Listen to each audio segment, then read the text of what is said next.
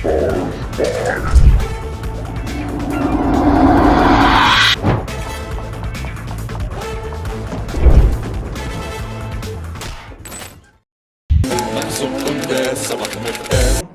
لك ايه اللي دخل الفن في تحليه مياه البحر؟ طبعا هو تناسى عن عمد ان انا مهندس مدني، والهندسه المدنيه لها كثير من المجالات. في عندنا حاجه اسمها الهندسه الصحيه اللي هي تنقيه مياه المجاري مش البحر كمان. الحاجه الثانيه تحليه مياه البحر. السعوديه والامارات اللي هم اغنى مننا مليون مره لم يتحملوها. ليه؟ لانها بتتكلف كتير قوي. تحليه مياه البحر لا تصلح ل 100 مليون. تحليه مياه البحر تصلح لايه؟ لمنطقه مثلا زي مرسى مطروح. تكلفه المياه، نقل المياه الحلوه لمرسى مطروح ممكن تكون فلوس كتير قوي. فلو كان تحليه مياه البحر اقل تكلفه فنعمل تحليه مياه البحر. لكن انها تعمل للزرع والكلام ده، الكلام ده لا يصلح ابدا تحليه مياه البحر. موضوع الجزيرتين. عندما يكون واحد في هذا البرلمان يتهم اللي بيقول ان الجزيرتين مصريتين انه خاين، ده لمين؟ ان هو جزيرتين سعوديين غصب عنكم يا خونه جدا، ومشينا للمصريين اللي هو كان بيمثلهم هذا البرلمان.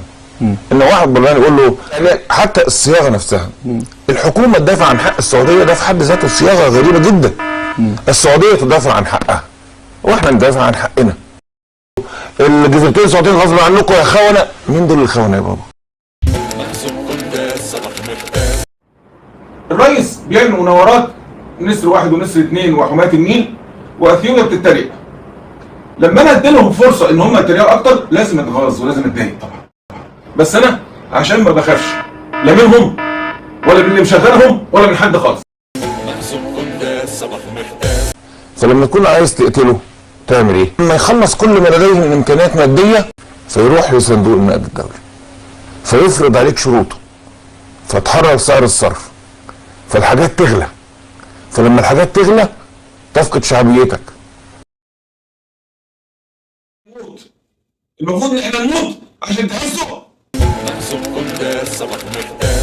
لا مصر ما فيهاش تعليم. ليه ما سالتنيش في صحه ولا لا؟ مصر هذا الكلام كان هو الاولى بالاهتمام قبل المشاريع العملاقه دي، عشان ده اللي هيتقال ان الرئيس هو اللي صحح هذا المسار وخلى المعلم هو كذا ما حصل في سنغافوره.